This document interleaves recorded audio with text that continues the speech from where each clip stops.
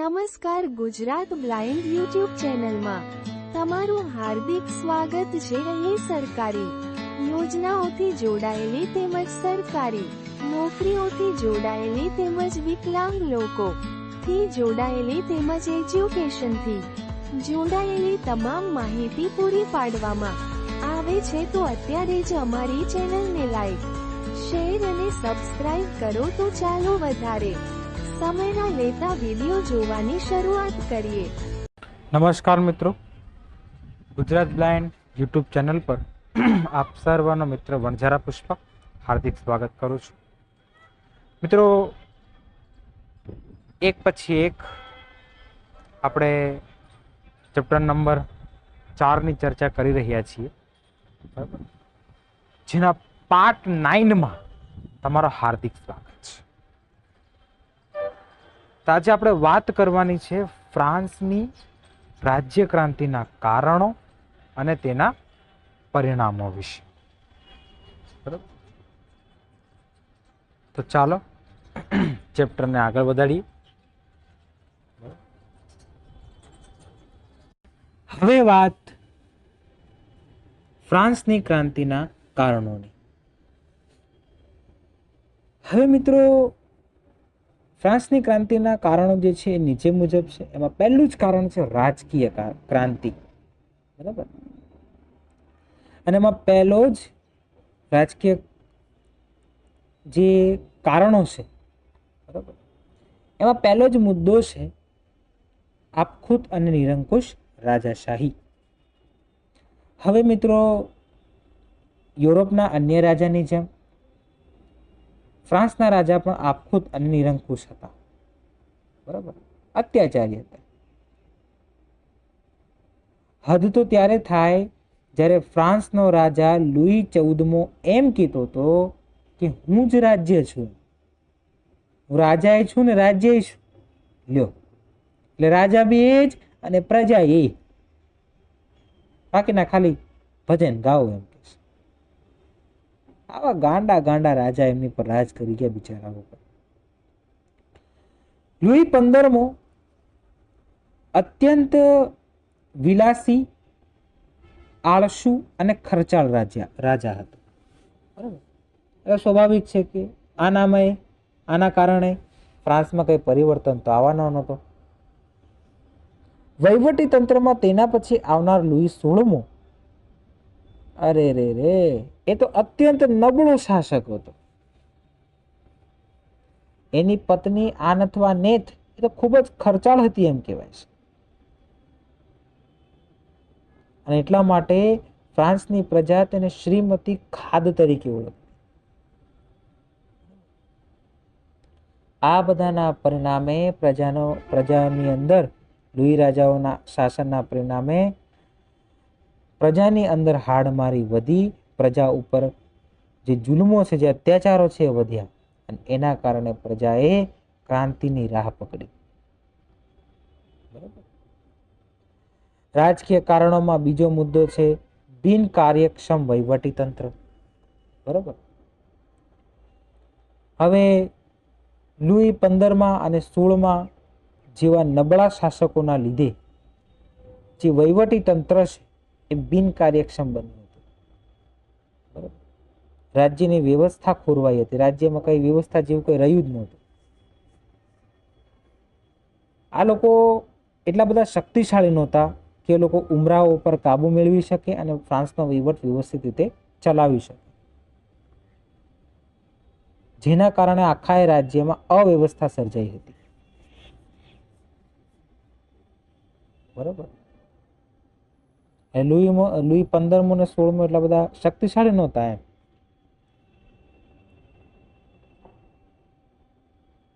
બરાબર।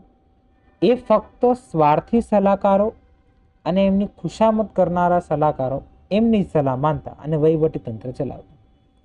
સ્વાર્થી, જે પોતાને સ્વાર્થ પૂર્તિ માટે સલાહ આપતો હોય, ને ખુશામત એટલે કે વાહ મહારાજ વાહ, શું નિર્ણય લીધો છે, બાકી માનવું પડે મહારાજ તમને, ભલે રાજાએ ખોટો નિર્ણય લીધો, એટલે એવા સલાહકારોની સલાહ માનતા અને વહીવટી તંત્ર ચલાવતા, બરાબર। ચલો હવે આગળ આપણે જોઈએ।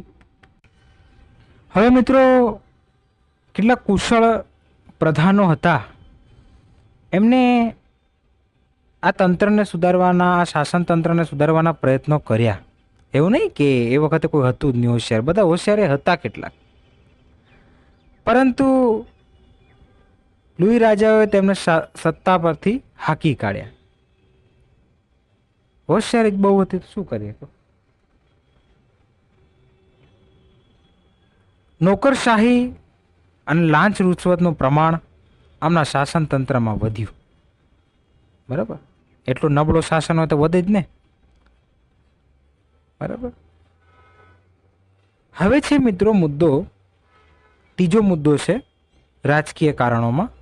બરાબર. ત્રીજો મુદ્દો છે નિષ્ફળ ન્યાયતંત્ર, એટલે કે નિષ્ક્રિય ન્યાયતંત્ર. બરાબર, એની આપણે ચર્ચા કરીએ. હવે મિત્રો, ફ્રાન્સની જે ન્યાયતંત્ર હતું એ ખૂબ જ નિષ્ક્રિય હતું, નિષ્ફળ હતું. બરાબર. ફ્રાન્સની અંદર જે અન્યાયી કાયદાઓ અને ખામીયુક્ત ન્યાયતંત્ર રાજાઓએ બહુ સરસ મજાની ક્રાંતિ માટે તૈયાર કર્યો હતો. એટલે પ્રજાની ક્રાંતિ માટે આ અન્યાયી કાયદાઓ અને ખામીયુક્ત ન્યાયતંત્ર એમને તૈયાર કર્યું હતું. બરાબર. વિશાળ રાજ્યના વિવિધ પ્રદેશોમાં જુદી જુદી ન્યાય પદ્ધતિ હતી, એટલે કે અસમાન ન્યાય પદ્ધતિ હતી. બરાબર. વિશાળ ફ્રાન્સના વિવિધ પ્રદેશોમાં અસમાન ન્યાય પદ્ધતિ હતી. તેમજ કેટલાક અસમાન કાયદાઓ હતા. એમ કહેવાય છે કે ફ્રાન્સની અંદર એ સમયે લગભગ 360 જેટલા કાયદા સંગ્રહો હતા. અને એટલા માટે જ કહેવામાં આવતું હતું કે ફ્રાન્સમાં જુદા જુદા પ્રદેશોમાં એક જ ગુનાની જુદી જુદી સજા હતી. બોલો,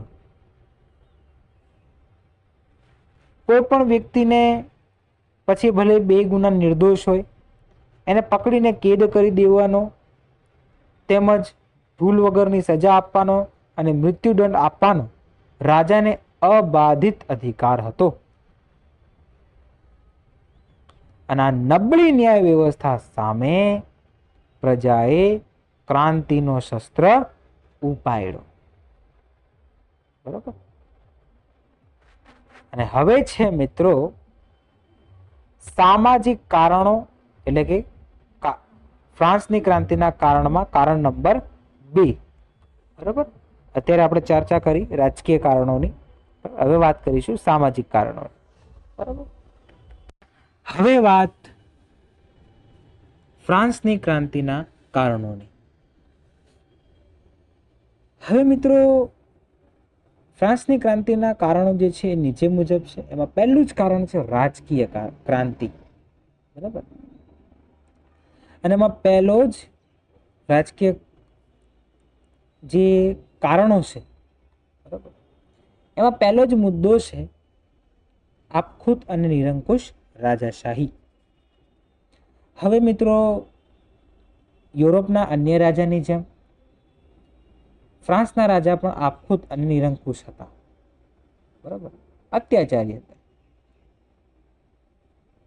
હદ તો ત્યારે થાય જ્યારે ફ્રાન્સનો રાજા લુઈ 14મો એમ કહેતો હતો કે હું જ રાજ્ય છું, હું રાજા છું ને રાજ્ય છું. લ્યો, એટલે રાજા બી એ જ અને પ્રજા એ, બાકીના ખાલી ભજન ગાઓ એમ કે. આવા ગાંડા ગાંડા રાજા એમની પર રાજ કરી ગયા બિચારાઓ પર. લુઈ 15મો અત્યંત વિલાસી, આળસુ અને ખર્ચાળ રાજા હતો. બરાબર. હવે સ્વાભાવિક છે કે આના કારણે ફ્રાન્સમાં કઈ પરિવર્તન તો આવવાનો નહોતો. વહીવટી તંત્રમાં તેના પછી આવનાર લુઈ 16મો, અરે રે રે, એ તો અત્યંત નબળો શાસક હતો. એની પત્ની આન અથવા નેથ એ તો ખૂબ જ ખર્ચાળ હતી એમ કહેવાય છે. અને એટલા માટે ફ્રાન્સની પ્રજા તેને શ્રીમતી ખાદ તરીકે ઓળખતી. આ બધાના પરિણામે પ્રજાની અંદર લુઈ રાજાઓના શાસનના પરિણામે પ્રજાની અંદર હાડમારી વધી, પ્રજા ઉપર જે જુલ્મો છે, જે અત્યાચારો છે એ વધ્યા, અને એના કારણે પ્રજાએ ક્રાંતિની રાહ પકડી. બરાબર. રાજકીય કારણોમાં બીજો મુદ્દો છે બિન કાર્યક્ષમ વહીવટી તંત્ર. બરાબર. હવે લુઈ 15 અને 16 જેવા નબળા શાસકોના લીધે જે વહીવટી તંત્ર છે એ બિન કાર્યક્ષમ બન્યું હતું. બરાબર. રાજ્યની વ્યવસ્થા ખોરવાઈ હતી. રાજ્યમાં કઈ વ્યવસ્થા જેવું કઈ રહ્યું જ નહોતું. આ લોકો એટલા બધા શક્તિશાળી નહોતા કે એ લોકો ઉમરાઓ ઉપર કાબુ મેળવી શકે અને ફ્રાન્સનો વહીવટ વ્યવસ્થિત રીતે ચલાવી શકે,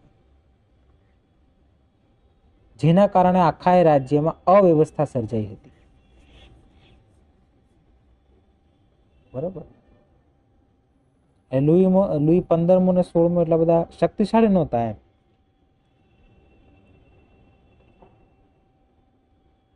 બરાબર. એ ફક્ત સ્વાર્થી સલાહકારો અને એમની ખુશામત કરનારા સલાહકારો એમની સલાહ માનતા અને વહીવટી તંત્ર ચલાવતા.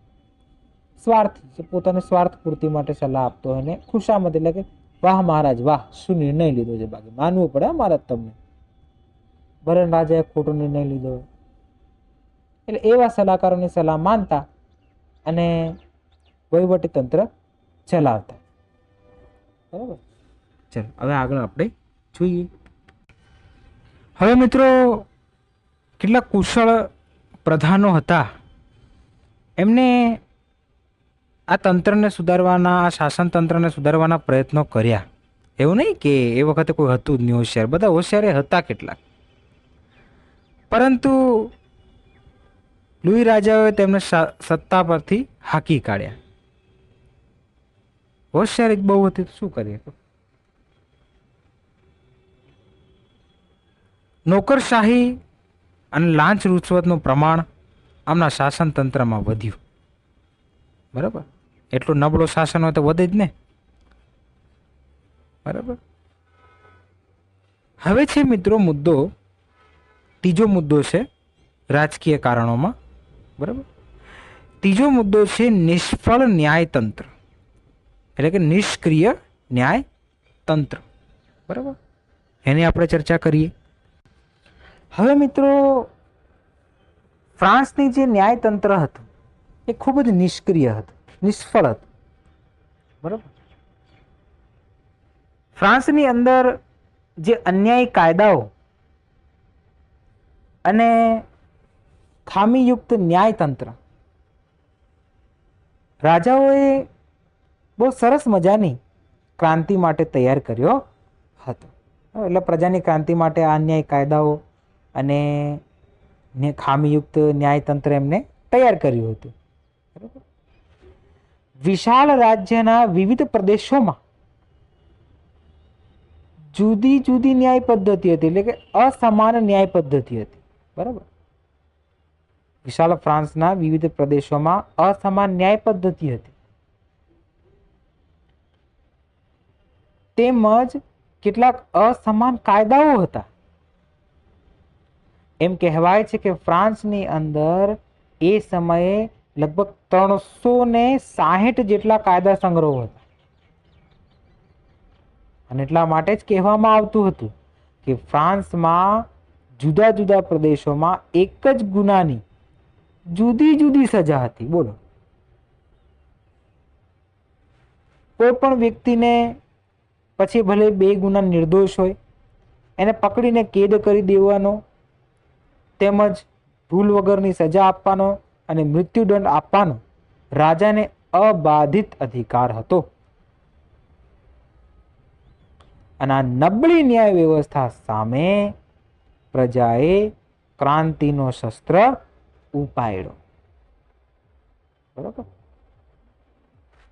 અને હવે છે મિત્રો સામાજિક કારણો, એટલે કે ફ્રાન્સની ક્રાંતિના કારણમાં કારણ નંબર 2. બરાબર. અત્યારે આપણે ચર્ચા કરી રાજકીય કારણોની, હવે વાત કરીશું સામાજિક કારણોની. બરાબર. હવે મિત્રો વાત કરીએ સામાજિક પરિબળોની, કારણોની. આપણે વાત ચાલતી હતી, બરાબર.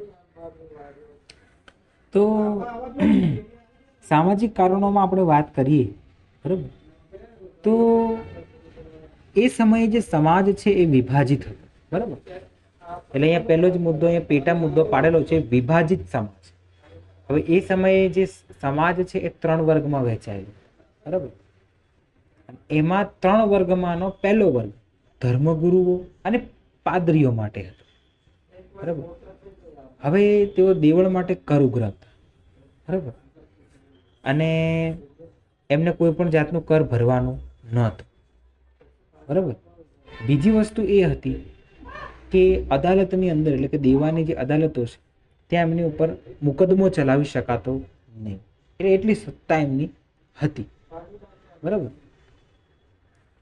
અને બહુ મોટી સત્તા, મોટા ભાગની સત્તા એમની પાસે હતી. હવે આટલું બધું કરતા, અને પ્લસ અગત્યની વાત એ છે કે આમની પાસે ફ્રાન્સની 1/5 જેટલી જમીન હતી. અને તમે વિચાર કરી શકો કે ધર્મગુરુઓ સાંસારિક મોહ માયાથી દૂર હોય તો એમની પાસે 1/5 જમીન હતી. તમે વિચાર કરો કે પેલું કહેવાય ને કે કંઈ કહેવા જેવું નથી, હે ને. આપણે કંઈ કહીએ ને પાછું એમ કહેવાય, ભાઈ આ યુટ્યુબ ચેનલ વાળા આવું બોલ્યા એટલે આમ યુટ્યુબ ચેનલ બંધ. એ બંધ તો નહીં કરી શકે, પણ હાડા કોમેન્ટ ગાડા આપે ભાઈ બીજા, એટલે આપણે એવું કશું કહી શકાય નહીં, બરાબર. હવે છે બીજો વર્ગ, બરાબર. આ પહેલો વર્ગ આપણે સમજીએ કે એ કોને અનામત હતો અને કોનો હતો, બરાબર. હવે બીજો વર્ગ સમજીએ. હવે આ બીજો વર્ગ એ ઉમરાઓનો હતો, બરાબર. એટલે કે જે ઉમરાઓ છે, અમીરો છે, ધંધાદારો છે, એમનો આ બીજો વર્ગ હતો, બરાબર. હવે મિત્રો કોઈ પણ લશ્કરી હોદ્દા પર કે રાજ્યના કોઈ પણ હોદ્દા પર કોને બેસાડવો છે, કોને નહીં બેસાડવો, કોને બેસાડવા જેવો છે, કોને નથી બેસાડવા જેવો, આ બધા નિર્ણયો કોણ કરતા? ઉમરાઓ કરતા. એટલે અહીંયા લખેલું છે કે રાજ્યના ઉચ્ચ હોદ્દા તેઓ ધરાવતા હતા. અને બીજી વસ્તુ કે એમને કરવેરામાંથી સંપૂર્ણપણે મુક્તિ મળી હતી, કે આમને કરવેરા ભરવા પડતા નહીં, સ્વતંત્ર હતા આ કરવેરાથી. અને રાજ્યની મોટા ભાગની સત્તા આ ઉમરાઓની હાથમાં હતી. અને તેઓ મોજ શોખ અને વિલાસી જીવન જીવતા. કેવું જીવન જીવતા? મોજ શોખ અને વિલાસી જીવન તેઓ જીવતા હતા. હવે મિત્રો આપણે ચર્ચા કરીએ ત્રીજા વર્ગની. હવે મિત્રો ત્રીજા વર્ગમાં ખેડૂતો છે, કારીગરો છે, મજૂરો છે, વેપારીઓ છે, આ બધાનો સમાવેશ થતો. મિત્રો એમ કહેવાય છે કે આ જે લોકો હતા એમના સમાજની અંદર કોઈ પણ જાતના અધિકારો કે સામાજિક સ્થાન નહોતું, બરાબર. અને આમની કોઈ ગણતરી જ નહોતી. તેમજ આમને જે અમીર ઉમરાઓ છે, ધર્મગુરુઓ છે, રાજાઓ છે, આ બધાના કરો ચૂકવવા પડતા, બરાબર. અહીંયા કાર્લાઇવ બહુ સરસ લખે છે કે ત્રીજા વર્ગના લોકોને વર્ષના ત્રીજા ભાગ સુધી ફક્ત સડેલા બટાકા ખાવા પડતા અને કુશકી અને સુકાયેલા ઘાસથી જ એમને સંતોષ માણવો પડતો, એમ કે છે. એટલે બહુ ખરાબ દશા એ સમયે ખરાબ દશા હતી, બરાબર. હવે છે મિત્રો નંબર 3, બરાબર. નંબર 3 છે આર્થિક કારણ, બરાબર. રાજકીય કારણો જોઈએ, સામાજિક કારણો જોઈએ. હવે ચર્ચા કરીએ આર્થિક કારણોની. હવે મિત્રો અહીંયા આર્થિક કારણોમાં પહેલા વર્ગમાં આવે છે ખેડૂતો અને કારીગરોનું શોષણ. હવે મિત્રો આપણે વાત કરી કે સમાજની અંદર એ સમયે આમને કોઈ સામાજિક સ્થાન નહોતું, બરાબર. આમને કંઈ એટલી બધી વેલ્યુ નહોતી, બિચારાઓને કોઈ અધિકાર નહોતો, બરાબર. એટલે આખા વર્ષ આ મહેનત કરે અને મોટો ભાગ કોણ લઈ જાય? અમીર ઉમરાઓ, રાજાઓ લઈ જાય, બરાબર. હવે એમ કહેવાય છે કે જે ઉમરાઓ છે એ ખેડૂતો પાસે જમીન ખેડાવતા અને જે અનાજ ઉત્પન્ન થાય એ મોટા ભાગનો અનાજ કોણ લઈ જતું? ઉમરાઓ લઈ જતા. આમને બિચારાને કંઈ નહીં આપતા. આમને જિંદગીમાં કઠણ પરિશ્રમ સિવાય આમની પાસે કોઈ વિકલ્પ નહોતો. આમના લાઈફની અંદર આમની પાસે કઠણ પરિશ્રમ સિવાય કોઈ પણ જાતનો વિકલ્પ હતો નહીં. આમને બહુ સહન કરવું પડતું, બરાબર. અને એ સમયે કારીગરોનું બહુ શોષણ થતું હતું, બરાબર. જે કામ કરે એના બદલામાં આમને વેતન જે છે એ ઓછું મળતું. હવે કામના બદલામાં વેતન કેવું મળતું? ઓછું મળતું. એના કારણે આમનું જીવન દુભર બની ગયું, કઠણ બની ગયું, બરાબર. હવે મિત્રો આપણે ચર્ચા કરવાની છે નંબર 2, ખર્ચાળ રાજવી. આપણે કારણ જોઈ રહ્યા છીએ, આર્થિક કારણો, એમાં પેટા મુદ્દાની ચર્ચા કરી રહ્યા છે. હવે પેટા મુદ્દો નંબર 2, ખર્ચાળ રાજવીઓ. હવે એમ કહેવાય છે કે એ સમયના રાજાઓ ખૂબ જ ખર્ચાળ હતા, બરાબર. અને ખર્ચા કરવાની બાબતમાં કોઈ પડેલી નહોતી, કેમ કે પૈસા એમના હતા નહીં, તો પછી એમને શું ચિંતા, બરાબર. હવે એ સમયના રાજા ખૂબ જ ખર્ચાળ હતા, બરાબર, અને ખૂબ જ ઉડાવ હતા. આ ખર્ચાળ રાજવીઓ અને ખર્ચાળ યુદ્ધોના કારણે ફ્રાન્સની આર્થિક સ્થિતિ કથળી ગઈ, બરાબર. બહુ ખરાબ થઈ ગઈ. આર્થિક સ્થિતિ પહેલાં સારી હતી, પણ આ બધા ખર્ચાળ રાજવીઓના ખર્ચાળ યુદ્ધો થયા, એના કારણે ફ્રાન્સની આર્થિક સ્થિતિ કથળી ગઈ, બરાબર. તેમને આ સ્થિતિ સુધારવા માટે બીજા દેશો પાસેથી કેટલાક ઉછીના પૈસા લીધા, તેનાથી કંઈ ખાસ ફરક પડ્યો નહીં. સ્થિતિ જે હતી ને એ જ રહી. હવે રાજ્યના કરને પહોંચી વળવા માટે અસહ્ય કરવેરા નાખવામાં આવ્યા, બરાબર. રાજ્યના અંદર જે ખર્ચો થતા એને પહોંચી વળવા માટે અસહ્ય કરવેરા નાખવામાં આવ્યા. જમીન પરનો કર, નાકા પરનો કર, મીઠા પરનો કર, બરાબર, બધા વેરાઓ એમને નાખી દીધા, બરાબર.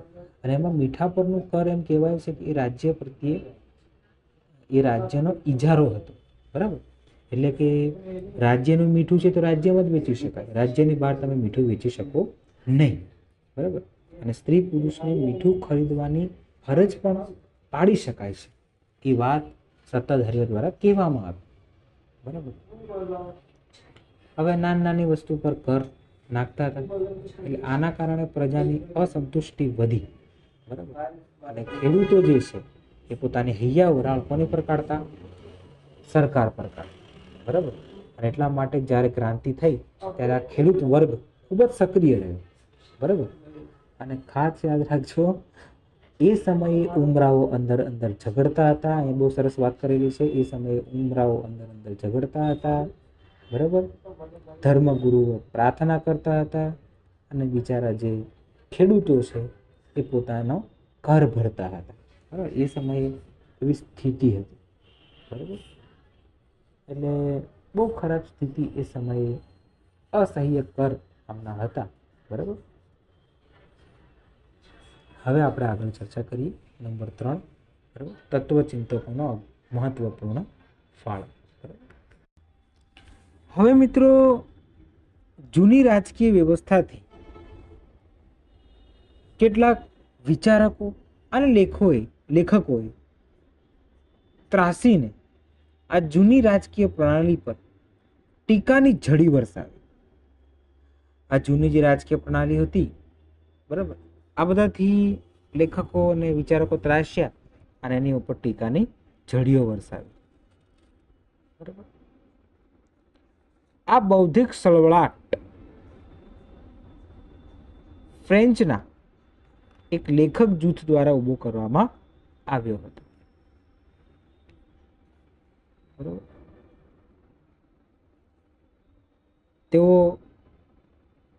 સ્પષ્ટપણે એ વસ્તુ માનતા કે ભાઈ સ્વતંત્રતા, માનવીનો વ્યવહાર, સ્વતંત્રતા, એનું વર્તન એ વ્યક્તિ નક્કી કરવા માટે સ્વતંત્ર છે. એની માટે કોઈ સત્તાની જરૂર નથી. એટલે કે સત્તાથી આ બધું નક્કી થવું જોઈએ નહીં, બરાબર, એવો એમનો મત હતો. આ લેખકોએ રાજા અને દેવળની પરિસ્થિતિ કફોડી કરી મૂકી, બરાબર. અને પ્રજાને જાગૃત કરી દીધા, બરાબર. પેલા હેરાન પરેશાન થઈ ગયા એમ રાજા અને દેવળ, કે સાલો હવે આમને આગળ કરવું શું આપણે, ટૂંકમાં કહીએ તો એમને ક્રાંતિની પૂર્વ ભૂમિકા બાંધી આપી. હવે આ ક્રાંતિના આગળ પડતા જે લેખકો છે એ એક પછી એક આપણે જાણીએ અને સમજીએ, જે નીચે મુજબ છે. બરાબર. એમાં પહેલો જ લેખક છે વોલ્ટેર. બરાબર. જેને ફ્રેન્ચ રાજાઓની આપખુદી અને દેવળ ઉપર આકરા પ્રહારો કર્યા. તેને બંધારણીય રાજાશાહી, વાણી સ્વાતંત્ર્ય, પ્રેમ અને ધાર્મિક સ્વાતંત્ર્યની તરફેણ કરી હતી. હવે વાત કરીએ બીજા લેખક, જેનું નામ છે મોન્ટેસ્ક્યુ. બરાબર. તેને કહ્યું હતું કે ભાઈ ધારાસભા, કારોબાર અને ન્યાયતંત્ર આ ત્રણે એકબીજાથી સ્વતંત્ર હોવા જોઈએ. કેમ કે આ લોકોના કાર્ય અલગ અલગ છે, તો આ લોકો એકબીજાથી સ્વતંત્ર હોવા જોઈએ. તેમજ અંકુશ, બરાબર, તેમજ સમતુલાનો સિદ્ધાંત એમને આપ્યો. બરાબર. હવે આ બે લેખકો આપણે ભણ્યા. એમાં પહેલું આપણે જોયું કે વોલ્ટરને જોયું કે જેને બંધારણીય રાજાશાહી, વાણી, બરાબર, ધાર્મિક સ્વતંત્રતા વગેરેની તરફેણ કરી. બરાબર. પછી આપણે બીજું જોયું, બરાબર, જેમાં આપણે વાત કરી, આપણે મોન્ટેસ્ક્યુની વાત કરી બીજા નંબરે, કે એમને કીધું કે ભાઈ સરકારના 3 અંગો કયા કયા?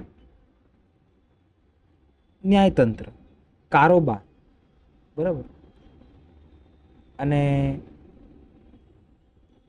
એક જ મિનિટ, 1 મિનિટ પ્લીઝ. હા, લઈ આવજો ને ખમણ ઢોકળા. હા, વાંધો એ ખાઈ લેશે, તો શું. અને ધારાસભા. બરાબર. આ જે 3 અંગો છે એકબીજાથી જુદા હોવા જોઈએ. તમારે ખાલી ભણવા પર ધ્યાન આપવાનું છે, આજુબાજુનું વાતાવરણ તમારે નહીં જોવાનું. બરાબર. તો આ 3 અંગો છે એકબીજાથી સ્વતંત્ર હોવા જોઈએ. આ વાત કોને કરી? મોન્ટેસ્ક્યુએ કરી. બરાબર. તેમને સમતુલા અને અંકુશનો સિદ્ધાંત આપ્યો. બરાબર. તેને પણ આ ફ્રેન્ચની આપખુદી પર ટીકાઓની જોડી વરસાવી. આ બે મહાન લેખકોની આપણે ચર્ચા કરી. તો આ બે લેખક ક્લિયર કર્યા પછી હવે આગળ આપણે નવા લેખક એટલે કે રૂસો વિશે ચર્ચા કરી. બરાબર. મેં આ બે લેખક તમને નવેસરથી ક્લિયર કર્યા. મને લાગ્યું કે ક્યાંક તમને ક્લિયર થવાનું ક્યાંક બાકી રહી ગયું છે, એટલા માટે મેં ફરીથી ક્લિયર કર્યા. હવે વાત કરીએ રૂસોની. બરાબર. હવે વાત કરીએ રૂસોની. બરાબર. કે જેને પ્રજાકીય સર્વોપરિતાનો પ્રચાર કર્યો. બરાબર. તેને પોતાની પુસ્તક સોશિયલ કોન્ટ્રાક્ટની અંદર આ વસ્તુનો સ્વીકાર કર્યો છે. બરાબર. એટલે પૂછાય પ્રશ્ન કે રૂસોએ પ્રજાકીય સર્વોપરિતાની વાત કયા પુસ્તકમાં કરી છે? તેમનું પુસ્તક છે સોશિયલ કોન્ટ્રાક્ટ, જેને ગુજરાતીમાં કહેવાય સામાજિક કરાર. ઇંગ્લિશમાં ના બોલવું હોય. બરાબર. બરાબર. ઓકે. હવે રૂસોના વિચારોની અસર ફ્રાન્સના લોકો પર એટલી બધી પડી હતી. બરાબર. કે મિત્રો પોતે નેપોલિયને કહ્યું હતું કે જો રૂસો ન હોત તો ફ્રાન્સની ક્રાંતિ ક્યારેય થઈ શકતી નહીં. આજે ફ્રાન્સની ક્રાંતિ થઈ તેમાં મુખ્ય ફાળો કોનો છે? રૂસોનો છે. એવું કોને કીધું? નેપોલિયને કીધું. આગળ આપણે ભણવાનું આવશે નેપોલિયન બોનાપાર્ટ, જે સરસ મજાનું એમ કહેવાય ને કે ટોપિક્સ આ ચેપ્ટરનો. બરાબર. અચ્છા, હવે વાત કરીએ ડિડેરોની. તો જે ડિડેરો હતો એમને જૂની સમાજ વ્યવસ્થા અને રાજ્ય વ્યવસ્થાની ઝાટકણી કાઢી સ્પષ્ટપણે. બરાબર. એમને સરકાર, અર્થકારણ, બરાબર, લોકતંત્ર અને બીજા ક્ષેત્રોમાં સુધારાઓનું સૂચન કર્યું હતું કે આટલા ક્ષેત્રોમાં સુધારા થવા જોઈએ. બરાબર. આ લેખકોએ તત્કાલીન પરિસ્થિતિ પ્રત્યે પ્રજાના મનમાં નફરત પેદા કરી અને પ્રજાને ઉશ્કેરી. જેના માટે આ ક્રાંતિ વિલી થાય એ હેતુ આમાં લેખકોનો રહેલો હતો. એટલે એમનો હેતુ એટલો જ હતો કે આ ક્રાંતિ વહેલામાં વહેલી થવી જોઈએ એમ. અને એટલા માટે એમને તત્કાલીન પરિસ્થિતિ પ્રત્યે પ્રજાના મનમાં નફરત પેદા કરી અને પ્રજાને ઉશ્કેરી. બરાબર. હવે છે 4 અમેરિકન ક્રાંતિની અસર. બરાબર. ચાલો, ઇંગ્લેન્ડની સત્તા ફગાવી દેવા માટે અમેરિકન સંસ્થાનોમાં જે ક્રાંતિ થઈ, બરાબર, એમાં ફ્રાન્સે પણ તેની મદદ કરી. બરાબર. અમેરિકન ઇંગ્લેન્ડ વચ્ચે જે યુદ્ધ થયા એમાં ફ્રાન્સની સેનાએ પણ અમેરિકાની મદદ કરી. આ યુદ્ધ શમ્યું અને આપણે જોયું કે અંતે અમેરિકા વિજય થયો. બરાબર. તેમજ ફ્રાન્સના જે સૈનિકો હતા એ પોતાની સાથે સ્વતંત્રતા, સમાનતા અને બંધુતાના આદર્શ લઈ ફ્રાન્સ પાછા આવ્યા, પોતાના સ્વદેશ પાછા આવ્યા. તેઓ પણ આવા અત્યાચારી શાસનથી ત્રસ્ત હતા. એમને પણ આવું અત્યાચારી શાસન ગમતું નહોતું. બરાબર. એટલે તેઓ પણ પોતાના રાજાના વિરુદ્ધ થયા કે આ વસ્તુ ખોટી છે. અને જ્યારે પ્રજાને એ ખબર પડી કે ભાઈ દેશનો બળ, દેશની શક્તિ, સૈનિકો આપણી સાથે છે, બરાબર, તો પ્રજાનો ઉત્સાહ વધ્યો. બરાબર. હવે છે નંબર 5. હવે છે મિત્રો તાત્કાલિક કારણો, કાઉન્સમાં બેસ્ટાઇલના કિલ્લાનું પતન. બરાબર. હવે મિત્રો લુઈ 16માના શાસનથી પ્રજા ઓલરેડી ત્રસ્ત હતી, કેમ કે વ્યવસ્થિત નિર્ણય લેતા આવડતો નહોતું. બરાબર. હવે શરૂઆતની અંદર લુઈ 16માના શાસનની જ્યારે શરૂઆત થઈ ત્યારે સ્થિતિ બહુ સારી હતી. બરાબર. ટર્કોટ અને નેકર જેવા નાણાં પ્રધાનોની નિમણૂક કરવામાં આવી. બરાબર.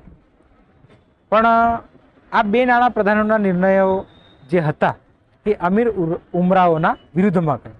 જે અમીર ઉમરાઓ હતા એમના વિરુદ્ધમાં ગયા, જે નાણાકીય નિર્ણયો જે તે આમને લીધા હશે. બરાબર. તો આ વાત એમને રાજા લુઈ 16ને કરી. તો લુઈ 16માએ શું કર્યું તો કે ભાઈ ટર્કોટ અને નેકરને પદભ્રષ્ટ કરી નાખ્યું. હવે લુઈ 16માના આ ત્રાસથી ઇંગ્લેન્ડની પ્રજા ત્રાસથી, તો એને શું કર્યું તો કે ભાઈ કાયદો હાથમાં, જે પ્રજા હતી એને શું કર્યું, સામાન્ય પ્રજાએ કાયદો હાથમાં લીધો. વિફરેલી પ્રજાએ ફ્રાન્સનો બેસ્ટાઇલનો કિલ્લો તોડી પાડ્યો અને એમાં જેટલા બી લોકો પુરાયેલા હતા બધા એને સ્વતંત્ર કરી દીધા. બરાબર.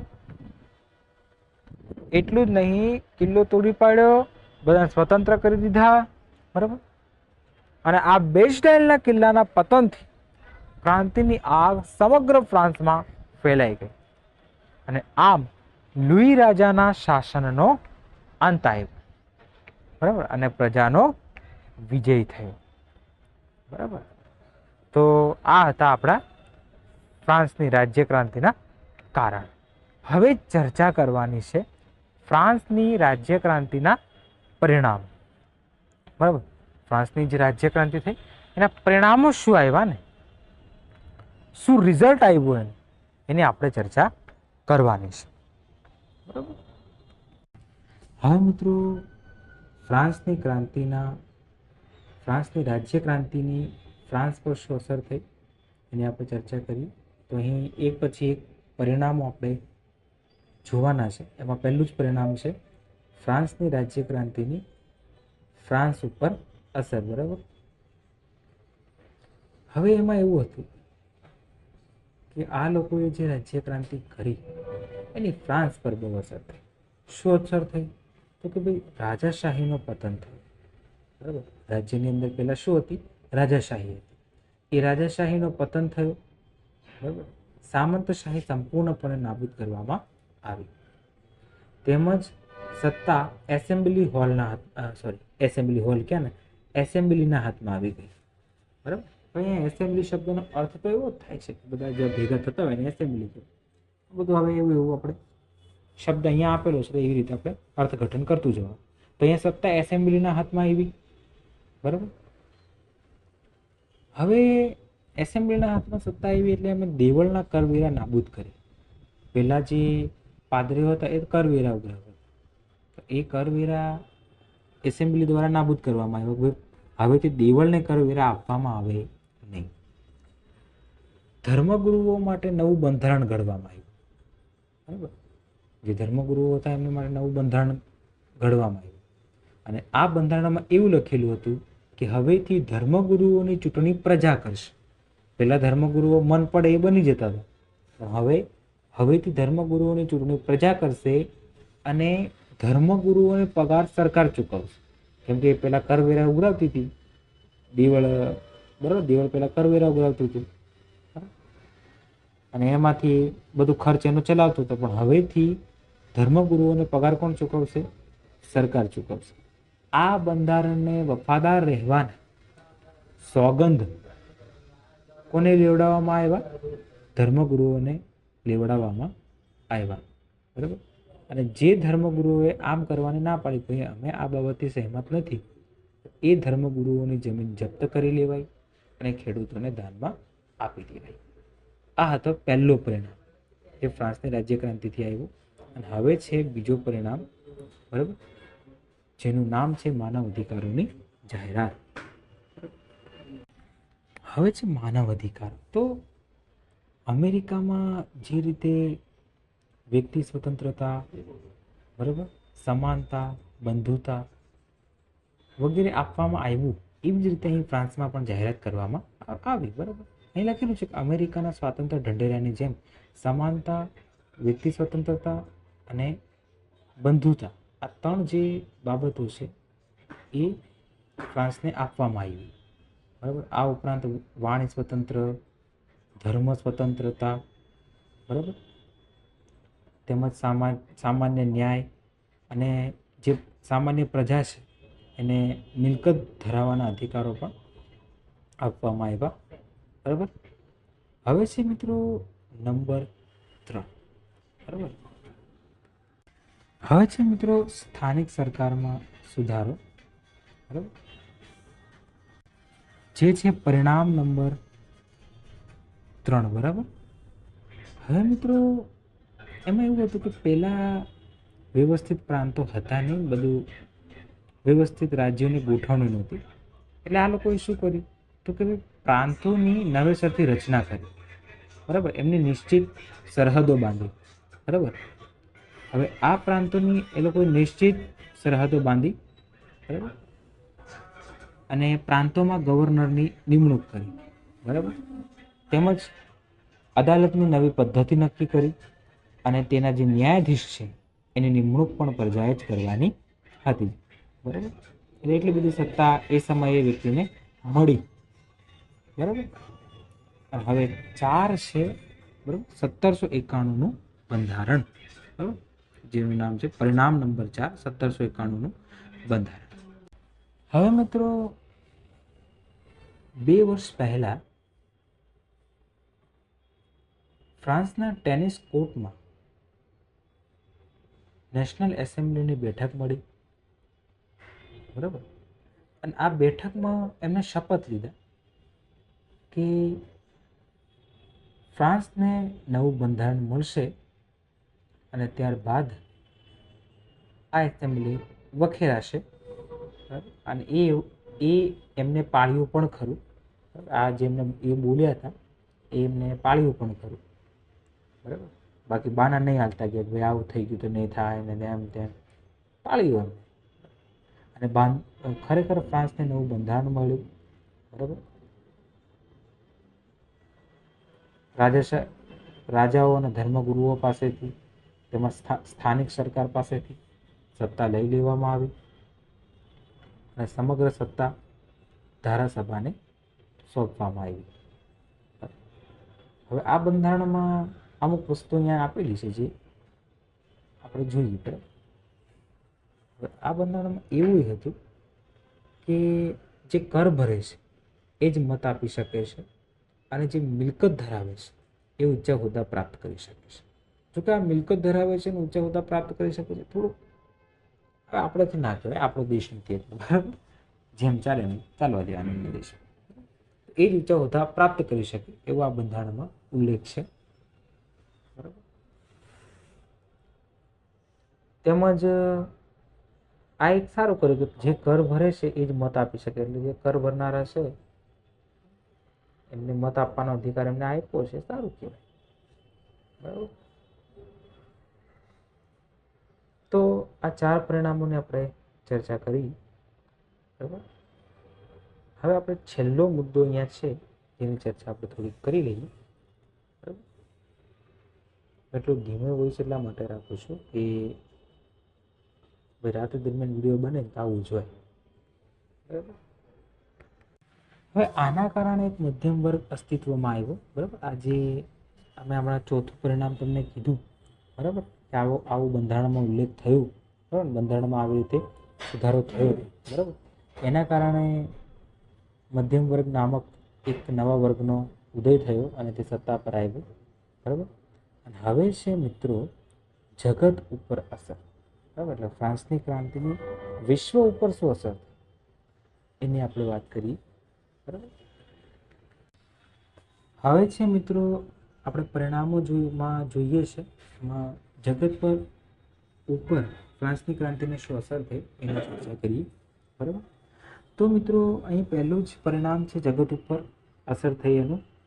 જગત ઉપર અહીં પહેલી જ અસર થઈ આપખુદ રાજાશાહી જે છે એનો અંત આવ્યો. બરાબર.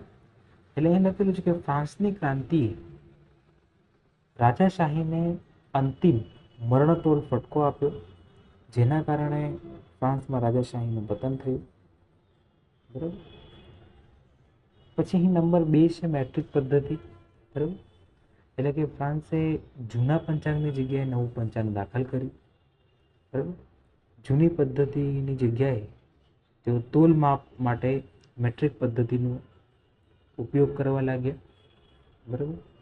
અને એમ કહેવાય છે કે અંગ્રેજો સિવાય બધાએ આ મેટ્રિક પદ્ધતિ અપનાવી. એટલે ખાલી અંગ્રેજો જેવા છે કે જેમને આ મેટ્રિક પદ્ધતિ નથી અપનાવી, બાકી બધાએ આ મેટ્રિક પદ્ધતિ અપનાવી છે. બરાબર. હવે મિત્રો ફ્રાન્સની જે ક્રાંતિ છે એનો પરિણામ નંબર 3 છે. બરાબર. માનવ અધિકારોની જાહેરાત. બરાબર. હવે માનવ અધિકારની ફ્રાન્સે જે જાહેરાત કરી એને ફ્રાન્સને અને આખા વિશ્વને હેરતમાં નાખી દીધા. કેમ કે જાહેરાત બહુ જોરદાર હતી. ફ્રાન્સે વિશ્વને સ્વતંત્રતા, સમાનતા અને બંધુતાના જે સિદ્ધાંતો છે એ સિદ્ધાંતોની ભેટ આપી. બરાબર. પરિણામ નંબર 4 છે મિત્રો ભાવિ રાષ્ટ્રોને પ્રેરણા. ફ્રાન્સની જે ક્રાંતિ થઈ તેનાથી ફ્રાન્સે સ્વતંત્રતા, સમાનતા અને બંધુતાની ભેટ વિશ્વને આપી. જેનાથી ભાવિ રાષ્ટ્રો પ્રેરિત થયા. આજે જર્મની, ઇટાલી અને રશિયાની અંદર જે ક્રાંતિ થઈ તે ફ્રાન્સની ક્રાંતિના લીધે જ થઈ. બરાબર. ચાલો મિત્રો હવે પરિણામ નંબર 5 ની ચર્ચા કરીએ. હવે છે રાષ્ટ્રીય વિકાસની ભાવના, એટલે કે રાષ્ટ્રીય વિકાસ. બરાબર. રાષ્ટ્રીય ભાવનાનો વિકાસ એમ કહી શકાય આ પરિણામ નંબર 5 ને. બરાબર. હવે અહીં શું કહે છે કે નેપોલિયન બોનાપાર્ટ એ ક્રાંતિનો મુખ્ય ચહેરો હતો. બરાબર. નેપોલિયન બોનાપાર્ટ જે છે એ શું હતો? ક્રાંતિનો મુખ્ય ચહેરો હતો. બરાબર. તેને ફ્રાન્સની અંશતઃ ક્રાંતિ જે હતી ફ્રાન્સની, એના સિદ્ધાંતો જે છે એમનો પ્રચાર કર્યો, બરાબર. તેમજ એમના વિચારોનો એમણે પ્રચાર પ્રસાર કર્યો, બરાબર. તેમને ઇટાલી અને જર્મની વચ્ચે ઐક્ય સ્થાપવાનો પ્રયત્ન કર્યો, એટલે બરાબર. તેમજ સરકારનું તેમને ફ્રાન્સની જે સરકાર હતી એનું તેને કેન્દ્રીકરણ કર્યું, બરાબર. આની પછીનો જે વિડીયો આવશે આપણે સ્પેશિયલી નેપોલિયન બોનાપાર્ટનો જ હશે, છેલ્લો મુદ્દો જે છે આપણા ચેપ્ટરનો, બરાબર. હકીકતમાં એમ કહેવાય છે કે યુરોપની અંદર રાષ્ટ્રીય એકતા અને લોકશાહી એ ફ્રાન્સની ક્રાંતિના લીધે જ ફેલાય. આ હકીકત છે એમ કહેવાય છે. યુરોપની અંદર જે રાષ્ટ્રીય એકતા છે, જે લોકશાહી છે, એ આ જે ફ્રાન્સની ક્રાંતિ આવી એના કારણે જ ફેલાયા એમ કહેવાય છે, બરાબર. તો અત્યારના આ વિડીયોમાં આપણે આટલું રાખીએ, બરાબર. બાકીની ચર્ચા આપણે નેક્સ્ટ વિડીયોમાં કરીશું, અને નેક્સ્ટ વિડીયો આપણે નેપોલિયન બોનાપાર્ટ પર હશે, બરાબર. તો તમારો ખૂબ ખૂબ આભાર કે તમે મારા વિડીયોઝ જોવો છો, બરાબર, અને મને પ્રોત્સાહન આપો છો. એ માટે તમારો ખૂબ ખૂબ આભાર, ધન્યવાદ. તો વિડીયો ગમ્યો હોય તો એને લાઈક કરજો, મિત્ર વર્તુળમાં શેર કરજો, અને ચેનલ પર નવા હોય તો ચેનલને સબસ્ક્રાઈબ કરી લેજો, કેમ કે આવા જ ઇન્ફોર્મેટિવ વિડીયો તમારી માટે બનાવતો હોઉં છું. તો ચાલો મળીએ નેક્સ્ટ વિડીયોમાં. ત્યાં સુધી અસ્તુ. જય હિન્દ, જય ભારત, જય જય ગરવી ગુજરાત.